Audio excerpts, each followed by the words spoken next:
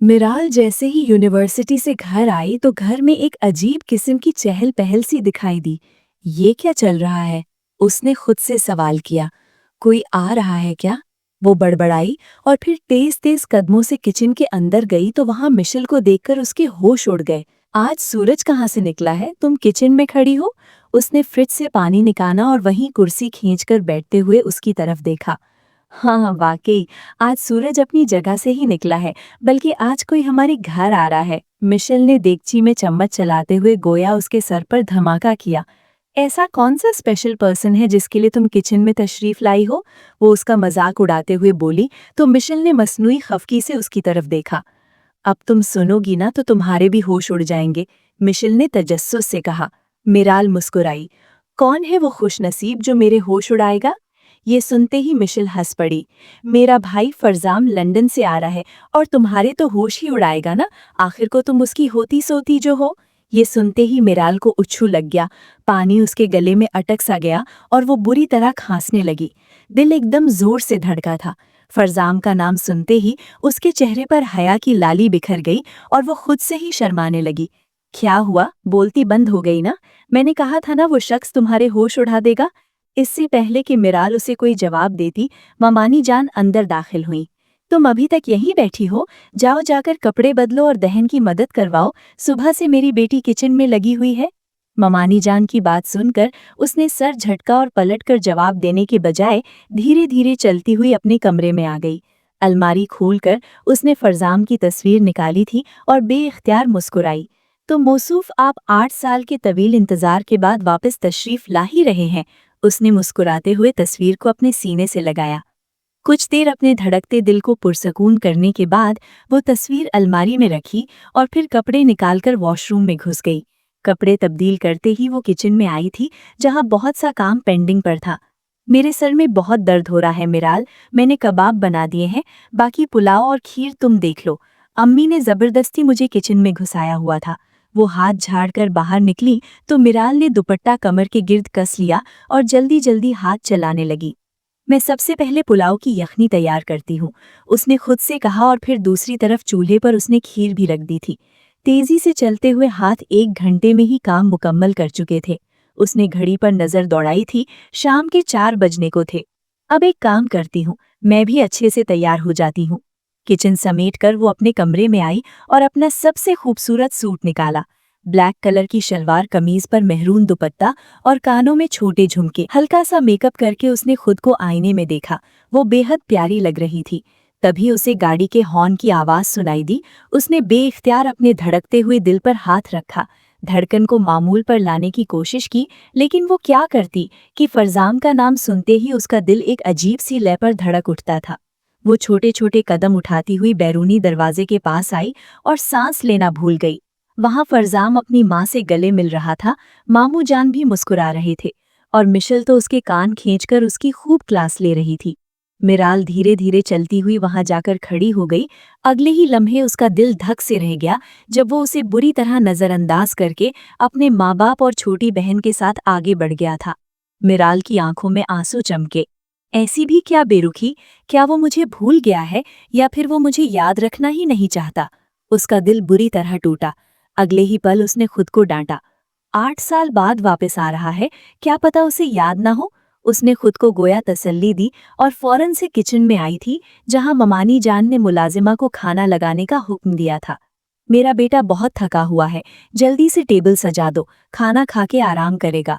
आज तो ममानी जान की एक अलग ही धब दिखाई दे रही थी। वो गोया हवाओं में उड़ रही थी। उनका बेटा 8 साल बाद वापस आया था। खुशी उनके चेहरे नहीं, आंखों से भी छलक रही थी।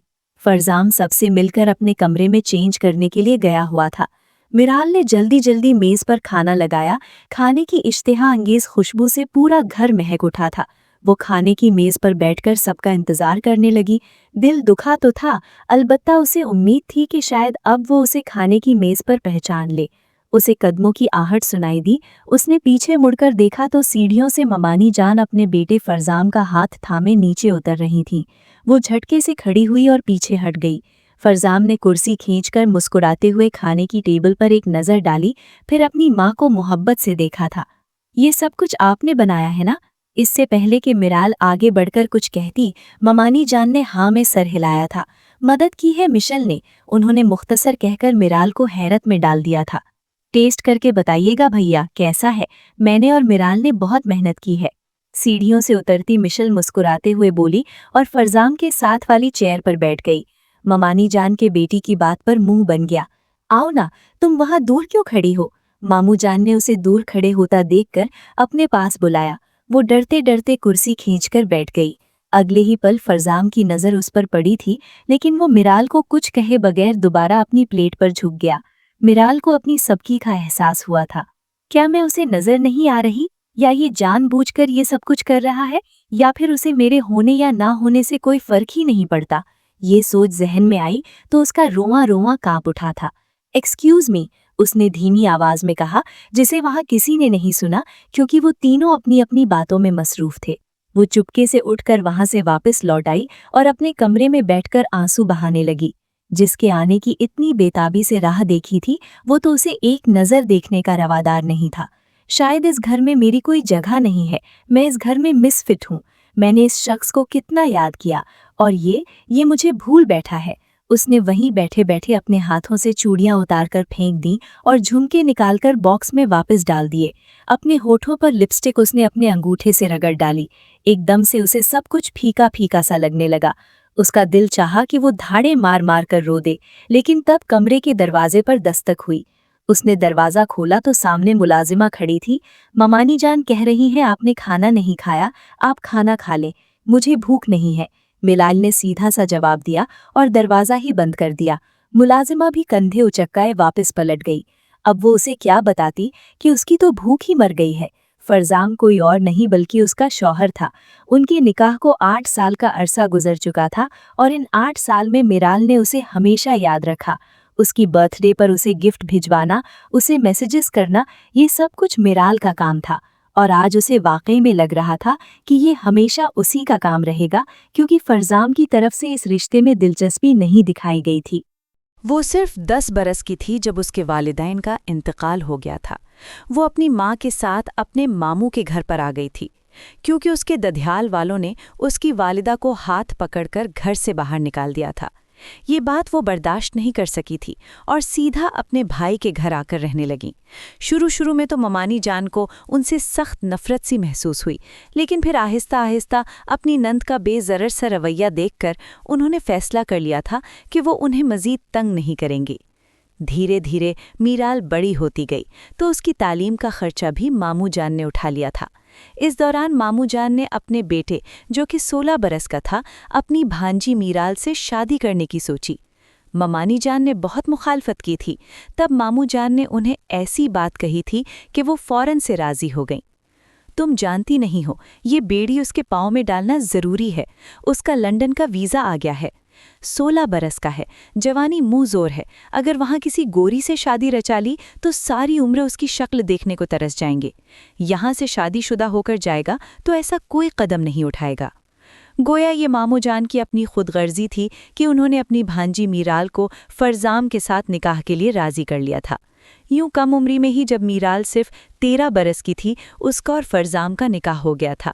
फरजाम ने इस निकाह की मुखालिफत की थी, लेकिन फिर अपने बाप की डांट सुनकर वो मान गया था। वैसे भी उसे निकाह के फौरन बाद ही लंदन के लिए रवाना होना था।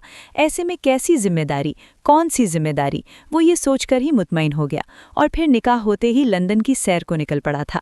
हायर एजुकेशन के लिए उसने लंदन के लिए अप्लाई किया था और खुशकिस्मती से उसका वीज़ा मिल गया था। मीराल, जो बचपन से ही इस घर में पली बढ़ी थी, जब वो 18 साल की थी, उसकी माँ हार्ट अटैक से फौत हो गई थी। लेकिन मरते वक्त उनके चेहरे पर बेटी को अपने घर का कर देने का सुकून था।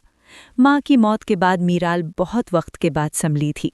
मीराल को बचपन से ही फरजाम से एक अजीब सी उनसियत थी। 13 बरस की उम्र में उसे निकाह का सही मतलब व मानी तो नहीं मालूम था, लेकिन उसे फरजाम की मौजूदगी अच्छी लगती थी। और जब वो लंदन गया तो उसे लगा कि जैसे हर तरफ अंधेरा छा गया है। इस दौरान उस पर इंकिशाफ हुआ कि वो अपने शौहर से मोहब्बत करने लगी है, और ये ऐसा कुछ गलत भी नहीं था। वो दोनों एक महरम रिश्ते में बंधे हुए थे और इस रिश्ते का तकाजा भी यही था। वो हर बर्थडे पर फरजाम को गिफ्ट भिजवाती, उसे विश करती, लेकिन फरजाम ने कभी मुड़कर ना उसे कॉल की और ना मैसेज। वो अपने आप को ये तसल्ली देती कि शायद वो मसरूफ़ होगा, लेकिन वो नहीं जानती थी कि फरजाम इस रिश्ते के लिए ना पहले राज़ी था और ना अब खुश है। और आज जब वो 8 सालों बाद वापस लौटा था तो उसने मीराल को ना पहचान कर उसे उसकी औकात याद दिला दी थी। अगली सुबह फरजाम अपने कमरे में नीम दराज मोबाइल पर मसरूफ़ था जब मामूजान ने उसके कमरे के दरवाजे पर दस्तक दी। मैं अंदर आ जाऊं? वो सीधा हो बैठा। हाँ, क्यों नहीं डैड, आप इजाज़त कब से लेने लगे? वो मुस्कुराया और उनके बैठने के लिए जगह बनाई। बेटा, मैं तमहीद नहीं बांधूंगा, बस तुमसे कहूंगा कि अब तुम वापस आ गए हो, मेरी आंखों में सुकून आ गया है। वो धीमे से मुस्कुराया। जी बाबा, मुझे भी यहाँ बहुत अच्छा लग रहा है। लंदन की ज़िंदगी तेज़ है बहुत, और वहाँ काफ़ी साल गुजारने के बाद भी मैं पाकिस्तान को मिस करता रहा हूँ। वो खुशगवार लहजे में बोला तो सरफराज साहब मुस्कुराए थे। अच्छी बात है, इंसान को अपनी जड़ों से जुड़कर रहना चाहिए। वैसे मैं तुमसे एक बात कहना चाहता हूँ। ये सुनकर वो हैरान हुआ, फिर मुस्कुराकर बोला, हाँ बाबा, कहिए, मैं सुन रहा हूँ।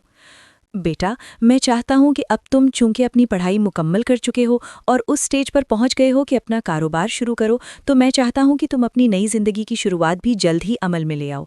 ये सुनकर उसे अचंभा सा हुआ। बाबा, आप कहना क्या चाहते हैं? खुलकर कहिए ना, उम्मीद है कि मैं आपकी उम्मीद पर पूरा उतरूंगा।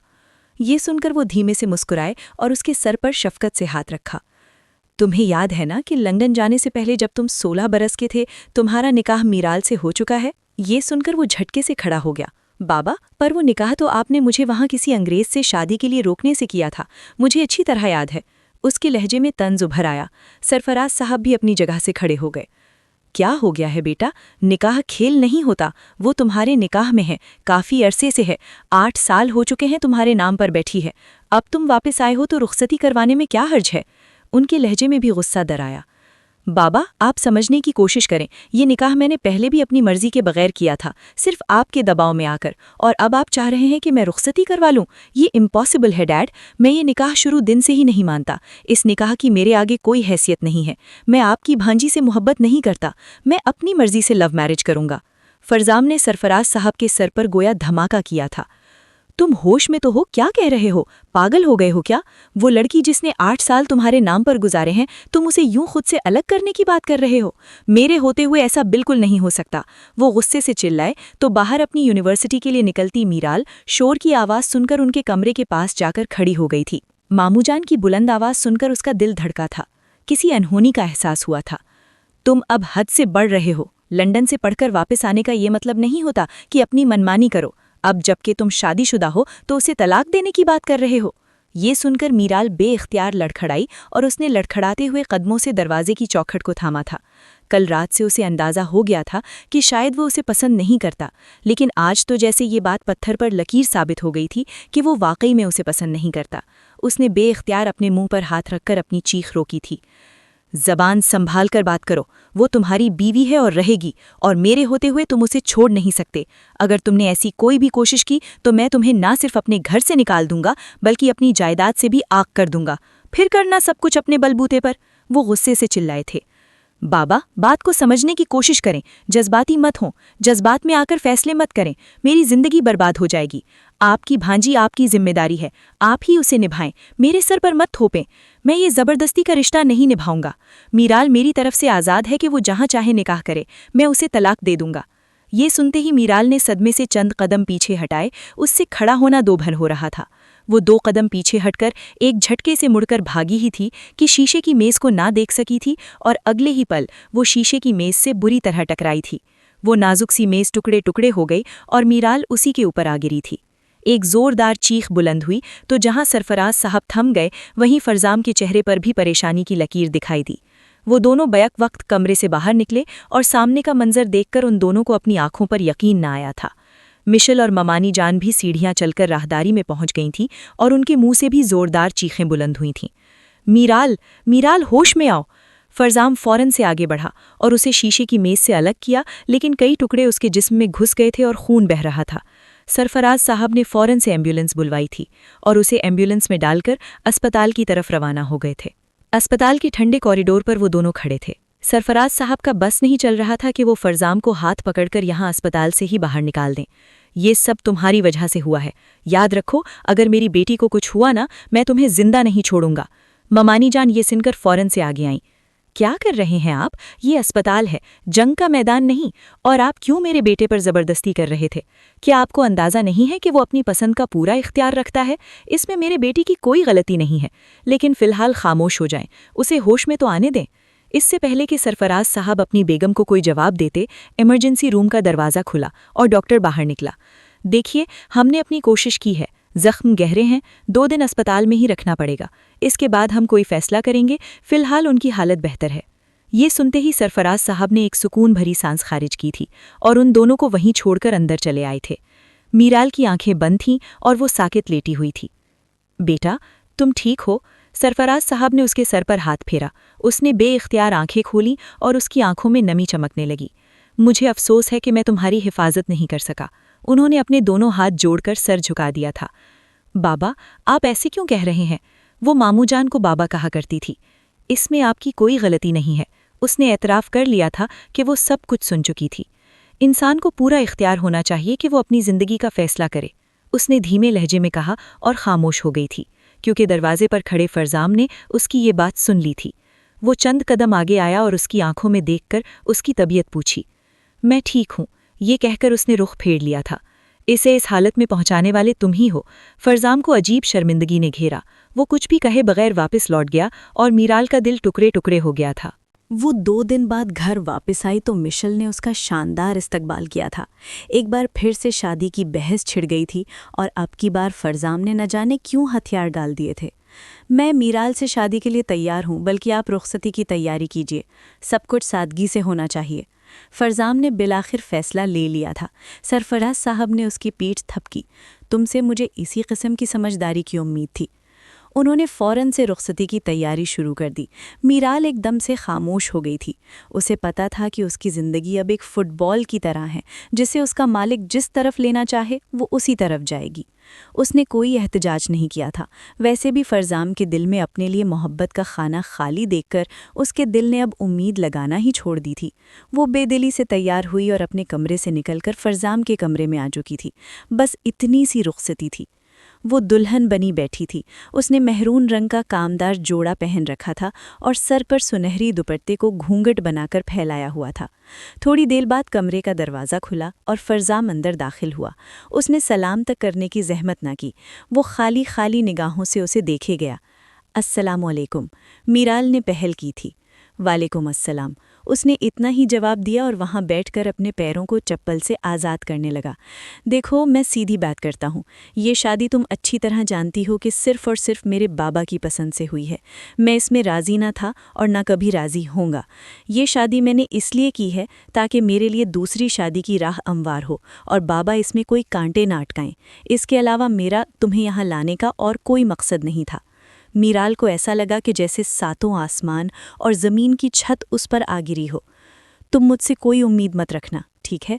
वो ऐसे कह रहा था जैसे ये कोई आम सी बात हो, लेकिन उस वक्त मीराल के दिल पर क्या गुजर रही थी वो सिर्फ वही जानती थी। उसने बेइख्तियार अपने आंसू साफ किए और अपनी जगह से खड़ी हो गई। जाओ, रिलैक्स हो जाओ, चेंज कर लो और अगर सोना चाहती हो तो गेस्ट रूम में चली जाना। मीराल के पैरों तले से ज़मीन निकल गई थी।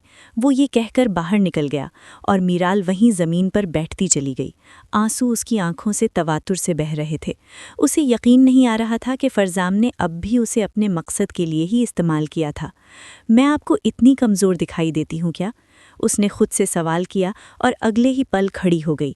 वॉशरूम में चेंज करके जल्दी बाहर निकली तो वो कमरे में मौजूद था। वो बेड के किनारे टिक कर मोबाइल चला रहा था। वो चंद लम्हे तजब्जुब का शिकार हुई और वहीं खड़ी रही। कहाँ जाए कहाँ न जाए, क्या करे, उसे कुछ समझ ना आए। क्या हुआ? अब क्या वॉशरूम में ही रहने का इरादा है? वो तन से गोया हुआ। मीराल ने उसे कोई जवाब न दिया। वो वहीं सोफे पर एडजस्ट होने की कोशिश करने लगी। इतनी भी क्या अपनी औकात से गिर रही हो? अगर यहाँ नहीं सोना तो जाओ गेस्ट रूम में चली जाओ, कौन तुम्हें रोक सकता है? वो सर झटक कर कहता हुआ दोबारा अपने मोबाइल में मगन हो गया। मीराल ने अपनी मुट्ठियां भींची। मेरी बात सुने, उसने उसे मुखातिब किया। अगर आपको ये रिश्ता ख़त्म करना था तो आप ख़त्म ही कर देते, लेकिन इस तरह मुझे अपने मकसद के लिए इस्तेमाल करना, ये कहाँ की मर्दानगी है? ये सुनकर फरजाम के माथे पर बल पड़े। मेरी ही बिल्ली मुझे ही म्याऊं कर रही है। तुम्हारा दिमाग ख़राब हो गया है। मेरे सामने जुबान गिराजी कर रही हो। मीराल भी अपनी जगह से खड़ी हो गई। मैं सिर्फ अपने हक की बात कर रही हूँ। अगर आपको ये शादी आगे नहीं बढ़ानी थी तो आप मुझे तलाक दे देते। ये सुनकर वो मुस्कुराया। तुम्हें क्या लगता है कि ये सब कुछ मैंने तुम्हारे लिए किया है ताकि तुम्हारी आंख में आंसू ना आए? वो तलखी से गोया हुआ। ये सब कुछ मैंने अपने लिए किया है ताकि बाबा मुझे जायदाद से बाहर ना निकालें, बिजनेस करने का पूरा मौका मिले मुझे, और जब मैं अपनी ज़िंदगी में बहुत अच्छे से सेटल हो जाऊंगा तो मैं तुम्हें तलाक देकर अपनी गर्लफ्रेंड रोहीना से शादी करूंगा। तस्वीर दिखाऊं तुम्हें? बहुत प्यारी है तुमसे, कई दर्जे अच्छी है। ये कहते ही वो हंसने लगा और उसका दिल जलाते हुए उसके जख्मों पर नमक छिड़ककर अपने मोबाइल में रोहीना की तस्वीर दिखाई थी। वो उसके बेहद करीब उसके पहलू में बैठी मुस्कुरा रही थी। मीराल का दिल कई टुकड़े होकर बट गया था। वो खामोश निगाहों से उसे देखती गई और फिर पीछे हटकर सोफे पर सोने की कोशिश करने लगी, पर अब नींद आंखों से कोसों दूर थी। वो अपने कमरे से निकलकर जाने कहाँ गुम हो गया था। शायद वो रोहीना से फ़ोन पर गुफ्तगू कर रहा था या उसे ये यकीन दिला रहा था कि वो अपनी दुल्हन के पास नहीं है बल्कि अपनी दुल्हन को छोड़कर उससे बातें कर रहा है। मीराल का दिल जैसे किसी ने चीर कर रख दिया। आंसू मजीद तेजी से उसकी आंखों से निकलने लगे, लेकिन वो क्या कर सकती थी? वो यतीम थी जिसे हर किसी ने अपने मकसद के लिए इस्तेमाल किया था। पहले मामू जान ने अपने बेटे के पाँव में बेड़ी डालने के लिए, फिर उनके बेटे ने अपने गले से जायदाद से अलग करने का तौक निकालने के लिए। क्या वो एक फालतू शय थी? उसने बेख्तियार सोचा और जवाब हाँ में ही आया था। यतीम इंसान फालतू शय ही तो होता है दुनिया के लिए। वो सर झटककर सोने की कोशिश करने लगी और न जाने कौन से पहर उसकी आंख लग गई थी। सुबह उसकी आंख खुली तो वो बेड के किनारे औंधा लेटा गहरी नींद में गुम था। मीराल खड़ी हुई और बाहर निकल आई। उसने अपने लिए नाश्ता बनाना था। वो नाश्ता बनाकर कमरे में ही ले आई थी जहां फरजाम जाग गया था। उसने खामोशी से ट्रे मेज़ पर रखी। तुम क्या समझती हो, ये सारे चौंचले करके तुम मेरे दिल में जगह बना लोगी? तो ये इंतहाई गलत है। मीराल के दिल को एक धक्का सा लगा। ऐसी कोई कोशिश मुझे करने की ज़रूरत नहीं है, मैं अपना मुकाम अच्छी तरह जानती हूँ। ये कहते ही उसने अपना नाश्ता प्लेट में निकालकर खाना शुरू कर दिया था और फिर कुछ भी कहे बगैर यूनिवर्सिटी के लिए तैयार होने लगी। मुझे देर हो रही है, मुझे यूनिवर्सिटी ड्रॉप कर दे। ये सुनते ही फरजाम ने आईब्रो अखट्टे करके उसे देखा था। तुम्हारा दिमाग ठीक है? मैं तुम्हारा नौकर हूँ जो तुम्हें शादी के बाद यूनिवर्सिटी ड्रॉप करने की जिम्मेदारी लूंगा? ठीक है, मैं खुद ही चली जाती हूँ। ये सुनते ही मीराल ने कंधे उचकाए और पास रखी गाड़ी की चाबी उठाकर बाहर निकल गई थी। उसने सबसे पहले ड्राइवर अंकल की तलाश में नज़र दौड़ाई, लेकिन वो कहीं भी नहीं था। उसे गाड़ी चलाना आती थी, अलबत्ता उसने कभी कोशिश नहीं की थी। फिर कुछ सोचकर उसने चाबी वहीं रख दी और रिक्शे में बैठकर यूनिवर्सिटी चली आई। क्या बात है, तुम परेशान दिखाई दे रही हो? यूनिवर्सिटी की सारी क्लासेस लेने के बाद अफनान ने उससे पूछा था। नहीं तो मैं बिल्कुल भी परेशान नहीं हूँ। वो रिक्शे के इंतज़ार में खड़ी हुई तब अफनान ने उसे घर ड्रॉप करने की ऑफ़र की थी। उसने पहले तो इनकार किया, लेकिन शाम के साए गहरे होने लगे तो उसे फिक्र हुई। उसके शौहर को तो उसका ज़रा ख्याल नहीं था।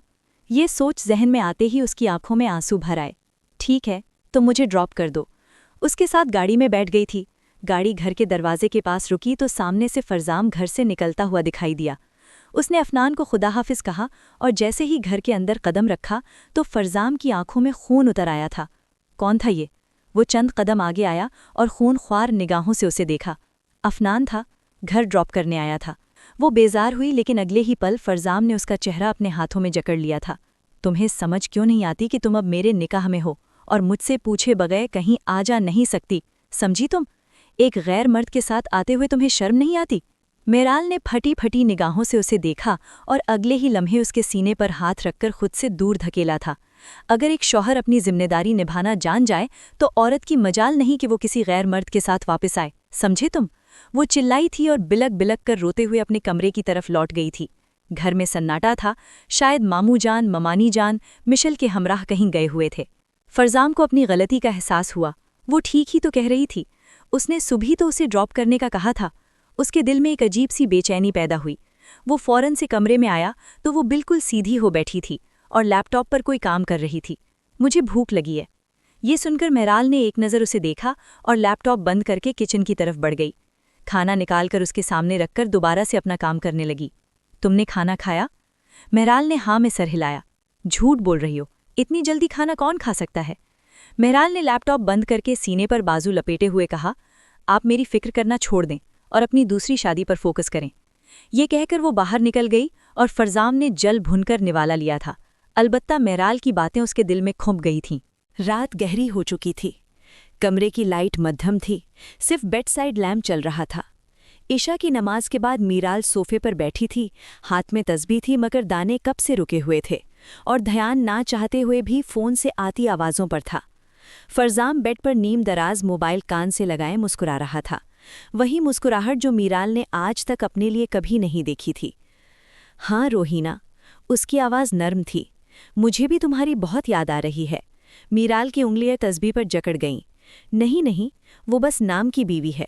वो हल्की हंसी के साथ बोला, दिल दिमाग सब तुम्हारे पास है, तुमने ऐसी जकड़ लिया है किसी और पर ध्यान ही नहीं जाता। उसकी बातें सुनकर मीराल ने आंखें बंद कर लीं, सांस अंदर अटकने लगा। तुम फिक्र मत करो, बस थोड़ा वक्त है, फिर सब ठीक हो जाएगा। फरजाम आहिस्ता बोला। फ़ोन की दूसरे सिरे से शायद कोई हंसी आई। फरजाम भी हंस दिया। वो हंसी मीराल के सीने में आग लगा गई। उसका शौहर शादी के चौथे दिन किसी और से मोहब्बत भरी बात कर रहा था, उससे बर्दाश्त न हुआ। तुम जानती हो रोहीना, फरजाम ने धीरे से कहा, मैं तुम्हारे सिवा किसी को अपने करीब बर्दाश्त नहीं कर सकता। ये सुनकर मीराल का ज़ब्त टूट गया। उसने बेख्तियार अपने मुंह पर हाथ रखा ताकि सिसकी की आवाज़ ना निकले। फ़ोन बंद हुआ तो फरजाम ने मोबाइल एक तरफ रखा। उस बेहिस को मीराल के आंसुओं का एहसास भी ना हुआ। अब क्या हुआ? वो झिंझलाकर बोला, क्या फिर से रोने बैठ गई हो? मीराल ने उसकी तरफ देखा, आंखें लाल, चेहरा जर्द हो रहा था। आपने ज़रा सा भी नहीं सोचा कि आप अपनी बीवी के सामने किसी गैर औरत से बात कर रहे हैं? बोलते हुए उसकी आवाज़ बुझ सी गई। फरजाम तंजिया हंसा। बीवी? बीवी वो होती है जिससे दिल जुड़ा हो। मीराल का दिल जैसे किसी ने मुट्ठी में लेकर मसल दिया हो। मैं इस कमरे में आपकी बीवी की हैसियत से मौजूद हूँ, वो कांपती आवाज़ में बोली। और आप किसी और से मोहब्बत के वादे कर रहे हैं? फरजाम उठा, उसके करीब आया। तो मैंने तुमसे कभी वफा का वादा किया था? ये आखिरी वार बहुत कारी था, जो मीराल का दिल चीर गया। मीराल वहीं सोफे पर बैठ गई, आंखों से आंसू बहने लगे। ये सब बर्दाश्त करने की आदत डालो, वो गुस्से से कहकर बेड पर जाके लेट गया। मीराल ने आसमान की तरफ देखा। या अल्लाह, बीवी होकर जो खून जलता है वो शायद किसी और रिश्ते में नहीं जलता। वो रोते हुए सोचने लगी। फरजाम आंखें बंद करके सोने के लिए लेट गया था, लेकिन मीराल की आंखों से नींद कोसों दूर थी। वो रोते हुए अपने आने वाले कल का सोच रही थी। पता नहीं इस तरह ये जिंदगी कैसे गुजरती। दो नुफूस के होते हुए भी कमरे में खामोशी छा गई थी। रात के वक्त कमरे में खामोशी छाई हुई थी। मीराल सोफे पर बैठी अपने नोट्स बना रही थी। उसी वक्त फरजाम बेड पर बैठा जूते उतारते हुए बोला, सुन लो, मैं तुम्हारी जिम्मेदारी नहीं उठाऊंगा। खाना, कपड़ा, छत, बस इतना ही मिलेगा। इससे ज्यादा की उम्मीद मत रखना। फरजाम के सख्त अल्फाज पर मीराल का दिल टूट गया और सर झुक गया। क्या सारी जिंदगी ऐसे ही गुजरेगी? वो बमुश्किल बोल पाई। फरजाम ने चौंक कर उसकी तरफ देखा, फिर तंजिया मुस्कुराहट से बोला, हाँ, मैंने 8 साल अपनी जिंदगी रोक कर रखी आपके नाम पर, आपके इंतजार में। मीराल इंतहाई दुख से बोली। जिस शौहर के लौट आने की वो दुआ करती थी, वो वापस आकर उसे सिर्फ अपने मकसद के लिए इस्तेमाल कर रहा था। उसकी तो पूरी दुनिया ही अंधेर हो गई थी। फरजाम तेजी से उठा और बोला, तो मैंने कौन सा कहा था मेरा इंतजार करो? ये तुम्हारी बेवकूफ़ी थी। मीराल ने अपने सीने पर हाथ रखा, सांस सीने में अटक रही थी। क्या वाकई मैं आपको इतनी ही हकीर लगती हूँ? फरजाम ने एक लम्हा भी सोचे बगैर कहा, हाँ। ये लफ्ज़ तलवार बनकर उसके दिल पर लगा। मीराल की टांगें कांप गईं। वो दोनों हाथों में चेहरा छुपाए रोने लगी। आज फरजाम ने उसकी ज़ात को बिल्कुल ही 2 कौड़ी का कर दिया था। फरजाम के नज़दीक उसकी अहमियत ज़ीरो थी। वो उसे बीवी तो दूर, कज़िन वाली हैसियत भी देने को तैयार न था। रो लो जितना रोना है, मुझे इस सब से फ़र्क नहीं पड़ता। वो बेहिसी से कहता हुआ लाइट बंद करके लेट गया। पीछे सिर्फ मीराल के रोने की आवाज़ रह गई। कहाँ हो यार रोहीना, कब से तुम्हें कॉल मिला रहा हूँ। मैं तुमसे मिलना चाहता हूँ, फरजाम बेताबी से बोला। फिर रोहीना के हाँ कहते ही उसने फ़ोन बंद कर दिया था और अब वो रोहीना के सामने बैठा, उसका हाथ थामे उसे अपने दिल का हाल सुना रहा था। मैं चाहता हूँ कि हम शादी कर लें, वो मोहब्बत से उसका चेहरा देखते हुए बोला। रोहीना ने एकदम से अपना हाथ उसके हाथ से खींच लिया। ये मुमकिन नहीं है, वो फ़ौरन बोली। फरजाम ने फटी फटी निगाहों से उसे देखा। मेरा मतलब है अभी थोड़ी देर है, इतनी जल्दी ना करें हम, और जब तक तुम मिराल को तलाक नहीं दोगे मैं तुमसे शादी नहीं करूंगी। फरजाम के दिल को धक्का सा लगा था। पहले तुम कुछ बन जाओ, सेटल हो जाओ, उसके बाद मैं हाजिर हूँ। रूहीना ने जल्दी से बात बनाई। इससे पहले कि फरजाम कुछ कहता, रूहीना के मोबाइल पर कॉल आई। हाँ, मैं आ रही हूँ, ये कहते ही वो खड़ी हुई और माजरत करती हुई आगे बढ़ गई। फरजाम के दिल में किसी अनहोनी का एहसास हुआ। वो इसके पीछे चल दिया। थोड़ा ही आगे जाकर वो हैरान रह गया था। रूहीना इस होटल से निकलकर सामने वाले दूसरे होटल में पहुंच चुकी थी। ये औरत मुझे धोखा दे रही है, वो खुद से बोला और इसके पीछे चल पड़ा। उसने रूहीना को बाजू से थामकर अपने सामने किया। अगले ही पल इसके मुंह पर एक जोरदार घूंसा पड़ा था। इसका होंठ जख्मी हुआ और खून का फवारा निकलकर इसके कपड़ों को दागदार कर गया। तुम होते कौन हो मेरी मंगेतर को हाथ लगाने वाले? इस बात पर फरजाम की आंखें हैरत से उबल पड़ी थीं। सामने सूटेड बूटेड सा एक बर्गर शख्स इसे घूर रहा था। दूर रहो मेरी मंगेतर से, वो उंगली उठाकर बोला। फरजाम ने कुछ कहना चाहा, लेकिन वो साकित हो गया, क्योंकि रूहीना ने उस शख्स का हाथ थामा था और फरजाम को यूं देख रही थी जैसे उसे जानती ही न हो। मैं इसे नहीं जानती, पता नहीं क्यों मेरे पीछे पड़ा हुआ है, वो अजनबी बन के बोली तो फरजाम वहीं पत्थर का हो गया। ये सुनते ही उसके बर्गर मंगेतर को जोश आया और उसने आगे बढ़कर फरजाम को बेख्तियार मारना शुरू कर दिया। इसे बुरी तरह जदोकोब किया गया था। लड़की को छेड़ने के नाम पर होटल के गार्ड्स भी उसे मारने लगे। एक सिक्योरिटी गार्ड ने इसके सर पर जोर से पिस्टल की नोक मारी थी। डंडों और घूंसों से उसे शदीद जख्मी किया गया था। दूसरी तरफ मिराल, जो अपने कमरे में टहल टहल कर बार बार घड़ी देख रही थी कि कुछ दिन से वो कमरे में ही मौजूद था और आज वो नहीं आया, तो इसके दिल में एक अजीब सी बेचैनी सी हुई। उसने बेख्तियार लपक कर फ़ोन उठाया। इससे पहले कि वो कॉल मिलाती, किसी अजनबी नंबर से उसे कॉल मौसूल हुई थी। देखें, आप जो भी हैं, आपके घर का फ़र्द इस वक्त फलां होटल में फ़र्श पर ज़ख्मी हालत में है। कोई उसे अस्पताल ले जाने के लिए तैयार नहीं है। ये सुनते ही फ़ोन मिराल के हाथ से छूटकर गिर गया। वो तेज़ी से मामू जान के कमरे में आई और रोते हुए उनके साथ अस्पताल आई थी। रास्ता में उन्हें पता चला कि किसी रहमदिल शख्स ने बिलाखिर फरजाम को अस्पताल पहुंचा दिया है। वो ज़िंदगी और मौत की कश्मकश में था। मिराल ने रो रो कर अपना बुरा हाल कर दिया था। जो भी था, वो इससे मोहब्बत करती थी और वो उसकी बीवी थी। वो कैसे न उसके लिए तड़पती। फरजाम का ये हाल किसने किया? मामू जान ने उससे पूछा था, लेकिन वो कुछ भी नहीं जानती थी। उसने तो अपने दुख भी अपने आप से छुपा लिए थे कि फरजाम ने उसे अभी तक छुआ तक नहीं था और ना उसे बीवी का दर्जा दिया था। वो तो दूसरी शादी के चक्कर में था। इमरजेंसी रूम से डॉक्टर बाहर निकले तो मिराल फौरन से उनकी तरफ बढ़ी। मेरे शौहर की हालत कैसी है? वो उनसे पूछने लगी। देखें, उन्हें बहुत ज़्यादा चोटें आई हैं। हालत तो खतरे से बाहर है, लेकिन पाँव पर जिस कदर बेदर्दी से डंडे बरसाए गए हैं, हड्डी में फ्रैक्चर हो गया है। बेहतर है कि उन्हें बेड रेस्ट करवाया जाए और इसका बहुत ख्याल रखा जाए। ये सुनते ही मिराल को ऐसा लगा जैसे उसका दिल किसी ने मुट्ठी में लेकर मसल दिया है। 2 दिन अस्पताल में रहने के बाद वो घर वापस आ गया था। वो बिल्कुल चुप था। शायद वो अब तक रूहीना के दिए सदमे से निकला नहीं था। ना वो किसी से बात कर रहा था, ना किसी पर तवज्जो दे रहा था। बस सारा दिन चुपचाप लेटे गुजार देता था। इसकी इस हालत से मिराल बहुत दुखी थी। उसने कभी भी फरजाम को इस हालत में देखना नहीं चाहा था। मिराल ने सुबह सवेरे उसे अपने हाथों से नाश्ता करवाया था। उसने बगैर किसी तंज के चुपचाप उसके हाथों से नाश्ता कर लिया। फिर उसने उसका मुंह हाथ धुलवाकर कपड़े चेंज करवाए थे। फरजाम के चेहरे से गोया रौनक ही गायब हो गई। मिराल ने उसके पाँव सीधे किए थे। हम एक्सरसाइज करेंगे, आपको थोड़ा सा दर्द बर्दाश्त करना पड़ेगा, मिराल ने कहा। क्योंकि फरजाम के दूसरे पांव पर डंडे लगे थे, तो डॉक्टर ने मूवमेंट बेहतर करने के लिए एक्सरसाइज बताई थी। मिराल ने फ्रैक्चर पांव को आहिस्ता से थोड़ा दूर किया और दूसरे पांव की वर्जिश करने के लिए करीब आ गई। फरजाम मुसलसल बेड पर था, इसलिए इस पांव पर वजन भी नहीं पड़ रहा था। मिराल की बात सुनकर फरजाम ने सर हिलाया। मिराल ने उसका हाथ थामा और उसके कंधे से हाथ गुजारकर उसे सहारा दिया। दूसरे हाथ से उसके पांव ऊपर की तरफ उठाया था। एक जोरदार चीख फरजाम के मुंह से निकली और उसने बेख्तियार मिराल को कमर से थाम लिया था। इन दोनों के दरमियान ये कुर्बत की पहली घड़ी थी। मिराल का दिल धड़क उठा, लेकिन उसने खुद पर काबू पाकर एक्सरसाइज मुकम्मल करवाई। फरजाम को आराम सा महसूस हुआ। खाने में क्या खाएंगे, वो उससे पूछने लगी। फरजाम को घर आए 1 हफ्ता हो गया था। मीराल दिन रात इसका ख्याल रख रही थी। इधर आओ, तुम मेरे पास बैठो। फरजाम ने उसका हाथ थामा, उसे अपने पास बिठाया। क्यों मुझे गुनाहगार कर रही हो? ये सुनकर मीराल ने हैरत से उसे देखा। मैंने क्या किया है? वो रो पड़ी थी। मुझे छोड़कर चली जाती। मैंने तुमसे कौन सा अच्छा सलूक किया है? और देखो मुझे कितनी बड़ी सज़ा मिली है। मैं तुम्हारा मोहताज हो गया हूँ, तुम्हारे रहमो करम पर हूँ। तो फिर तुम अपने बदले क्यों नहीं निकालती? मुझ पर जुल्म क्यों नहीं करती? मुझे अपने हाथों से मार क्यों नहीं देती? वो हद दर्जा खुदतरसी का शिकार नजर आ रहा था। मीराल ने एकदम से अपने दोनों हाथ उसके हाथों से खींच लिए।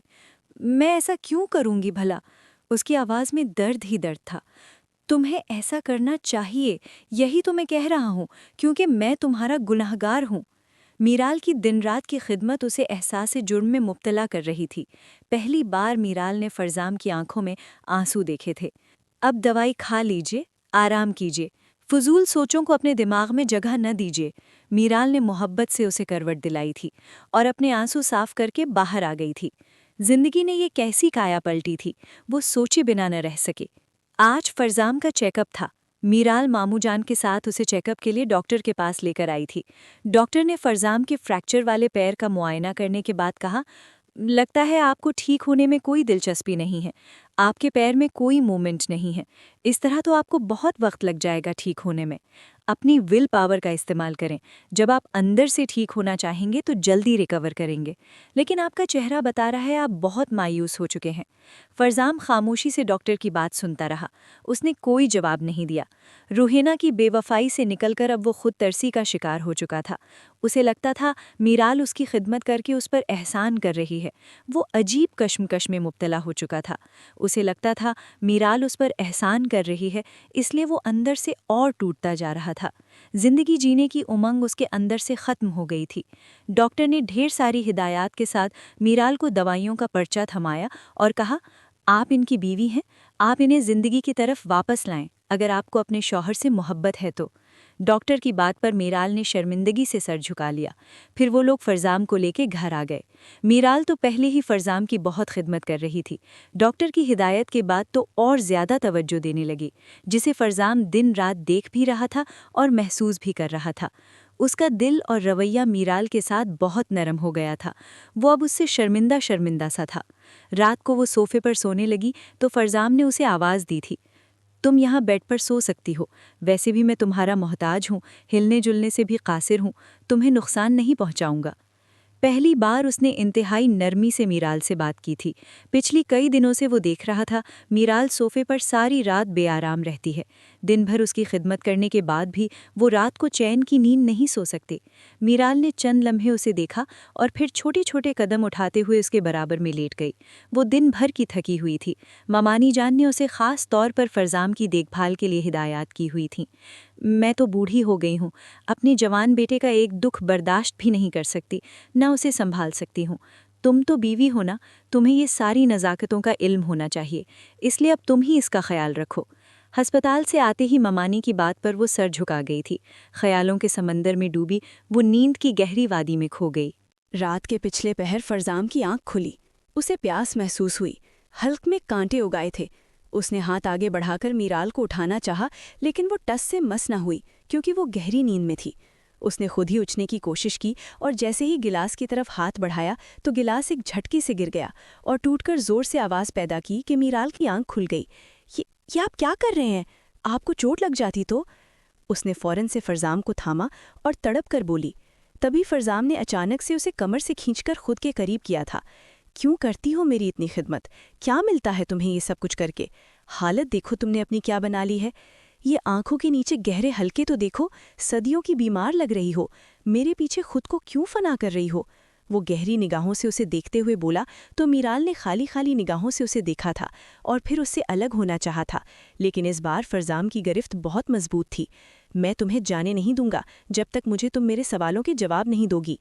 मीराल ने फरजाम की आंखों में झांका तो उसकी आंखों में आंसू चमक रहे थे। आप मेरे शौहर हैं और ये सब कुछ करना मेरा फ़र्ज़ है। फरजाम ने ये सुनकर नफ़ी में सर हिलाया। बात कुछ और है, तुम बताना नहीं चाहती वो अलग बात है। सारा दिन मेरे पीछे अपने आप को भी बुलाए बैठी हो, इसको मैं क्या नाम दूं? ये सुनते ही मीराल रो पड़ी थी। मोहब्बत, इसे मोहब्बत कहते हैं। मैं आपसे मोहब्बत करती हूँ, उस वक्त से जब मैं इस घर में आई थी। छोटी उम्र से आपसे उनसियत हो गई थी, फिर एक रिश्ते में बंधकर मैं आपके ख्वाब बनने लगी। आपके ख्वाब बनते बनते बड़ी हुई और पता चला कि मैं आपकी मोहब्बत में गिरफ्तार हूँ। लेकिन उस वक्त दिल टूटकर बिखर गया जब आपने मुझे धुतकारा, फिर धुतकार कर अपनी ज़िंदगी में कबूल किया और फिर धुतकारा। मेरे दिल पर बेशुमार ज़ख्म लगे हुए हैं, लेकिन मैं सब कुछ भुलाकर आपकी खिदमत में मसरूफ़ हूँ, तो इसकी वजह सिर्फ मोहब्बत है। मैं आपको तकलीफ़ में नहीं देख सकती। मीराल चीख उठी थी। फरजाम ने दम सांधे उसकी ये बात सुनी थी और मीराल के इजहार पर शश्तर रह गया था। जिस लड़की को वो अपने मकसद के लिए इस्तेमाल कर रहा था, वो तो गोडे गोडे उसकी मोहब्बत में डूबी हुई थी। ये इजहार फरजाम को एक खुशगवार एहसास में मुब्तला कर गया। दिल पर छाई इतने दिन की बेजारी और खुद को बोझ समझने वाले एहसासात इस एक पल में दम तोड़ गए और अगले ही पल उसने मीराल को अपनी बाहों में भींच लिया था। वो फरजाम के सीने में मुंह छुपाए बुरी तरह रो रही थी। फरजाम ने उसके बाल सहलाए थे और फिर अपने हाथों के प्याले में उसका चेहरा भरकर उसे गौर से देखने लगा था। जिंदगी ने बहुत मुश्किल से, बहुत तकलीफ के साथ लेकिन मुझ पर यह बात वाज़ेह कर दी है कि इंसान जिस चीज़ के पीछे भागता है वो उसे कभी नहीं मिलती, और जो चीज़ उसकी झोली में वैसे ही दे दी जाती है बगैर किसी ख्वाहिश के, तो उसे उसकी कदर नहीं होती। और आज मुझे एहसास हो रहा है कि मैं रोहीना के पीछे भागता रहा, जो एक शराब था जिसे पाकर मुझे कुछ हासिल नहीं होना था, और मैंने तुम्हें गंवाया। आज बिस्तर पर मोहताज होकर जब पल पल के लिए तुम्हारी तरफ देखता हूँ, हर चीज़ के लिए तुम्हारा मोहताज हो गया हूँ, तो एहसास होता है कि तुम हीरा थी और रोहीना कोयला। मैं ये समझ ही ना सका, और आज देखो मैं तुम्हारे रहमो करम पर हूँ। जज्बात की शिद्दत से बोलते हुए फरजाम की आंखों से आंसू बह निकले थे। मीराल ने फ़ौरन से इन आंसुओं को साफ किया था। बाज़ दफ़ा कुदरत हमें ऐसे सबक देती है कि इंसान ज़िंदगी का असल समझना शुरू कर देता है। आप भी यही समझे कि ये जो हुआ है ये आपकी भलाई के लिए था। मीराल ने कहते हुए मोहब्बत से उसके कंधे पर सर टिकाया था। फरजाम बेइख्तियार मुस्कुराया। तो तुमने मुझे माफ़ कर दिया? वो बेसाख्ता पूछ बैठा। मीराल ने सर उठाकर उसकी आंखों में देखा। माफ़ किया है तभी तो आपकी खिदमत कर रही हूँ, अगर माफ़ ना करती तो खिदमत कैसे हो पाती। मीराल पहली बार दिल से मुस्कुराई थी। फरजाम ने उसे आहिस्ता आहिस्ता अपनी बाहों में समेट लिया था। आज पहली बार मीराल को एहसास हुआ था कि वो मुकम्मल हुई है। फरजाम ने उस पर अपनी मोहब्बत की बारिश की थी और पहली बार उसे उसके बीवी होने का हक दिया था। मीराल ने चुपके से उसके कान में सरगोशी की थी, अपना पाँव तो ठीक होने दें, लेकिन फरजाम ने नफ़ी में सर हिलाया था। 2 महीने से तुम मेरे निकाह में हो और मुझसे दूर हो, अब मुझसे वाकई में सब्र नहीं हो रहा है। ये सुनते ही उसके चेहरे पर हया की लाली बिखर गई थी और वो पहली बार उस रात को एक दूसरे में मुदगम मुकम्मल हो गए थे। अगली सुबह मीराल की आंख खुली तो एक हैरानकुन मंजर उसके सामने था। फरजाम बेड पर खुद अपने सहारे बैठा हुआ था और तकिए से टेक लगाए उसके बालों में मोहब्बत से हाथ फेर रहा था। आप बगैर सहारे के खुद से बैठ गए? मीराल हैरत से उठकर बैठ गई और उसने फरजाम से पूछा तो वो मुस्कुराया था। तुम्हारी मोहब्बत ने मेरे अंदर वापस जिंदगी का रंग भर दिया है, बस इसीलिए ये हिम्मत कर पाया हूँ। अगर इसी तरह मोहब्बत देती रहोगी तो जल्द खड़ा भी हो जाऊंगा और अपने पैरों पर चल सकूंगा, बिल्कुल पहले की तरह। अब तुम्हारे लिए ठीक होने का दिल कर रहा है। फरजाम उसे देखकर मोहब्बत से बोला और उसका माथा चूम लिया। ये सुनते ही मीराल मुस्कुराई थी और फिर उसने हस्बे आदत उसका उस दिन बहुत ख्याल रखा था। उसे एक्सरसाइज भी करवाई थी और रात को उसके बाजू पर सर रखकर उससे खूब बातें भी की थीं। फरजाम भी उसके साथ बहुत देर तक बातें करके खुश हो रहा था। काफ़ी दिन बाद वो अपने खोल से बाहर आके यूं हंस बोल रहा था। 1 हफ्ते बाद सुबह उसकी आंख खुली तो एक और हैरानकुन मंजर उसके सामने था। फरजाम वॉकर से चल रहा था। ये देखकर वो खुशी से रो पड़ी थी। आप सच में चल रहे हैं? फरजाम मुस्कराया था और मीराल दौड़कर उसके सीने से जा लगी थी। सिर्फ चल नहीं रहा, अब दौड़ूंगा भी। फरजाम की बात सुनकर वो दोनों हंस पड़े थे। दोनों ने खुशगवार माहौल में नाश्ता किया था। घर वाले भी मीराल की खिदमत देखकर उसकी वफादारी की दाद दिए बगैर न रह सके थे। चंद दिनों में ही वो अपने पैरों पर चलने के काबिल हो गया था और अगले ही दिन उसने वलीमे का ऐलान किया था। मीराल ने फटी फटी निगाहों से उसे देखा था। शादी के 3 महीने बाद वलीमा कौन करता है? वो हंस पड़ी और हैरानी से पूछने लगी। फरजाम करता है और ज़रूर करेगा। आखिर को उसे तुम्हारे जैसी नेक और मोहब्बत करने वाली बीवी मिली है। वो क्यों ना फ़ख्र करे और उसे कबूल करने के बाद वलीमे का ऐलान करे? हाँ, उसने शरारत से उसकी छोटी सी नाक दबाई थी। उसकी बात से मीराल को बहुत खुशी हुई। उसने मीराल के लिए ब्यूटिशियन घर बुलाई थी और अपनी नज़रों के सामने उसे तैयार करवाया था। आसमानी रंग की मैक्सी में वो बेहद प्यारी लग रही थी। वो फरजाम का हाथ थामे हॉल में एंटर हुई थी तो सबकी नज़रें उन दोनों की जोड़ी पर पड़ी थीं। बेसाख्ता सबने माशाअल्लाह कहा था। चांद सूरज की जोड़ी है, बहुत उठ रही है। कई आवाज़ें बुलंद हुईं। फरजाम ने मोहब्बत पाश निगाहों से अपनी ज़ौजा की तरफ देखा था, जिसने 2 महीने की लगातार मेहनत से उसे ज़िंदगी की तरफ वापस लौटने में मदद दी थी, जो पिछले 8 सालों से उसके निकाह में थी और एक बार भी उसने उफ़ तक नहीं कहा था। उसने बेख्तियार आसमान की तरफ देखकर अपने रब का शुक्र अदा किया था, जिसने उसे जल्द ही खरे खोटे में पहचान करवा दी थी। घर कब चलेंगे? हॉल में बैठे बैठे उसने सबके सामने उसके कान में झुककर सरगोशी की तो मीराल के चेहरे पर सुर्खी दौड़ गई थी। कुछ तो ख्याल करें, सबके सामने आप कैसी बातें कर रहे हैं? मीराल ने उसे आंखों ही आंखों में इशारा किया था। क्या करें, अब सब्र ही नहीं हो रहा। उसने दोबारा से अपनी बेताबियों का जिक्र किया तो मीराल ने उसे चुटकी काटी थी। वो एकदम से चीख उठा था। बहुत जालिम बीवी मिली है। उसने खफकी भरी निगाहों से उसे देखा तो मीराल हंस पड़ी थी और फरजाम ने मीराल की इस खूबसूरत हंसी के दायमी होने की दुआ की थी। जिंदगी इतनी खूबसूरत, हसीन और रंगों से भरपूर भी हो सकती है, उसने कभी नहीं सोचा था, लेकिन ये मुमकिन हो गया था। मीराल की वफादारी ने ये सब कुछ मुमकिन करवाया था और फरजाम उसकी मोहब्बत के आगे घुटने टेकने पर मजबूर कर दिया था। वो दोनों वलीमे की तकरीब से इख्तिताम के बाद घर वापस आने के बजाय साहिल समंदर पर आए थे, जहां मीराल को उसने अपनी बाहों में जकड़कर चांदनी रात के सहरज़दा माहौल में, चांद की चमकती रोशनी में, साहिल की रेत पर खड़े होकर उसके माथे पर जज्ब से बोसा देकर ये साबित किया था कि अब वो उसी का होकर रहेगा और हमेशा उसकी मोहब्बत में गिरफ्तार रहेगा, उसकी जिंदगी को खूबसूरत बना देगा। मीराल ने मुस्कुराते हुए उसके कंधे पर सर टिकाकर लहरों के शोर को देखा था। बिलाखिर 8 साल का सब्र आजमा इंतजार खत्म हुआ था और उसे अपनी मोहब्बत वापस मिल गई थी।